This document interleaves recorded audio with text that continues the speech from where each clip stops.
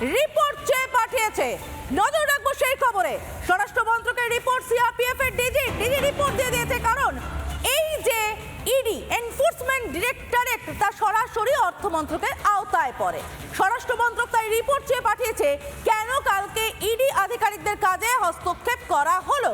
CRPF এর DG রিপোর্টও দিয়েছেন, কারণ সিআরপিএফ সেখানে বসেছিল এবং পুলিশ দিয়ে ঘেরাও করে রাখা ছিল সিআরপিএফ কে।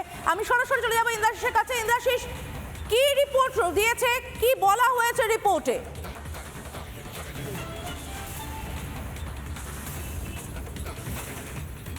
দেখো, ইতিমধ্যে গতকালকে যে ইডির ওপর হামলার ঘটনা ঘটেছে এবং সেই ঘটনাতেই এবারে রিপোর্ট চেয়ে পাঠিয়েছে স্বরাষ্ট্র মন্ত্রক, এমনটা কিন্তু এখন পর্যন্ত জানা যাচ্ছে।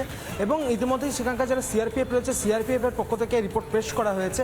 গতকালকে যখন প্রতীক জৈনের বাড়িতে যখন এই রেড চলছিল, ইডির পক্ষ থেকে যখন প্রতীক জৈনের বাড়ি এবং তার আইপ্যাকের অফিসে যখন এই রেড চলছিল, সেই সময় মুখ্যমন্ত্রী মমতা বন্দ্যোপাধ্যায় চলে আসেন এবং বেশ কিছু নথি সেখান থেকে সরিয়ে নিয়ে যাওয়া হয়েছে বলে ইডির পক্ষ থেকে জানানো হয়েছে। ফলত স্বরাষ্ট্র মন্ত্রকের পক্ষ থেকে যে রিপোর্ট চেয়ে পাঠানো হয়েছে সেই রিপোর্টেও স্পষ্টত এই কথাই বলা হয়েছে যে সেখানে মুখ্যমন্ত্রী মমতা বন্দ্যোপাধ্যায় তদন্তে যে অসহযোগিতা করেছেন এবং পাশাপাশি বাধা দেওয়া হয়েছে, সরকারি নথি সেখান থেকে কিছু নথি মিসিং রয়েছে। ফলত এই একাধিক কথাই কিন্তু একেবারে রিপোর্টে উল্লেখ করে পাঠাবে ইডির পক্ষ থেকে, অন্তত এমনটাই আমরা জানতে পারছি। পাশাপাশি সিআরপিএফের পক্ষ থেকে যে রিপোর্ট পেশ করা হচ্ছে সেখানেও পরিষ্কারভাবে বলা রয়েছে যে সিআরপিএফের যারা আধিকারিক সেখানে ছিলেন তাদেরকেও কিন্তু কাজে বাধা দেওয়া হয়েছে এবং নিজের প্রভাব কাটিয়ে মুখ্যমন্ত্রী মমতা বন্দ্যোপাধ্যায় যেভাবে কালকে পৌঁছে গিয়েছিলেন প্রতীক জৈনের বাড়িতে, সেটা কার্যত বেআইনি বলেই সিআরপিএফের পক্ষ থেকে রিপোর্ট পেশ করা হয়েছে সেই রিপোর্টে স্পষ্টত উল্লেখ করা হয়েছে বলে এখনো পর্যন্ত ইডি সূত্রে আমরা জানতে পারছি। ফলত এই যে গতকাল সার্বিক যে ছবি গোটা দিন ভোর আমরা দেখিয়েছি, সেক্ষেত্রে দাঁড়িয়ে একাধিক অভিযোগ কিন্তু উঠতে শুরু করেছিল। যে সবুজ ফাইল হাতে নিয়ে মমতা বন্দ্যোপাধ্যায় বেরিয়েছেন, সেই সবুজ ফাইলে একাধিক নথি রয়েছে। পরবর্তীতে প্রতীক জৈনকে যখন জিজ্ঞাসাবাদ করতে যান ইডি আধিকারিকরা, তখন বেশ কিছু নথিপত্র মিসিং দেখা যায়।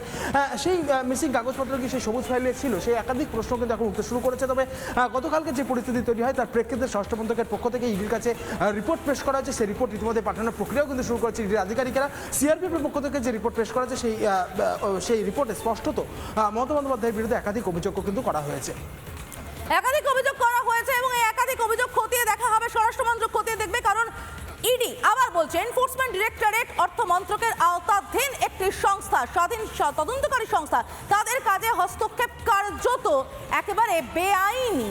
আইনে হস্তক্ষেপ করেছেন মমতা বন্দ্যোপাধ্যায় এবং পুরো বিষয়টা এমন হলো যেন সবকিছু গোছানো হয়েছিল, তিনি তুলে নিয়ে চলে গেলেন। মমতা বন্দ্যোপাধ্যায় যে কোনো কাগজ সরাননি তার উত্তর মমতা বন্দ্যোপাধ্যায় দিতে পারবেন।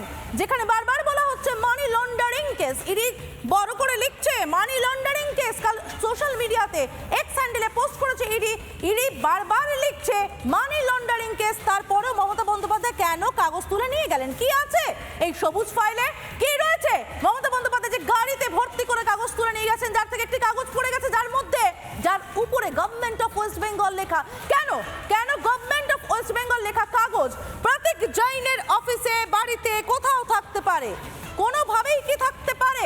যতই সে যে দলেরই খুশি আইটি দেখুক ছাই না দেখুক, তার কাছে দলের সংক্রান্ত কিছু কাগজপত্র ধরে নিলাম তাও থাকতে পারে। গভর্নমেন্ট অফ ওয়েস্ট বেঙ্গল লেখা কাগজ কিভাবে থাকে? এই সবুজ ফাইল যেটা আমরা দেখাচ্ছি, বেলা 12টার পরে এই সবুজ ফাইল নিয়ে কোথায় গেলেন মমতা বন্দ্যোপাধ্যায়? নানা ধরনের কন্টেন্ট দেখার জন্য লাইক করুন, শেয়ার করুন আমাদের ফেসবুক পেজ, সাবস্ক্রাইব করুন আমাদের ইউটিউব চ্যানেল। পাশাপাশি অন্যান্য ব্রেকিং নিউজের জন্য অবশ্যই চোখ রাখুন রিপাবলিক বাংলায়।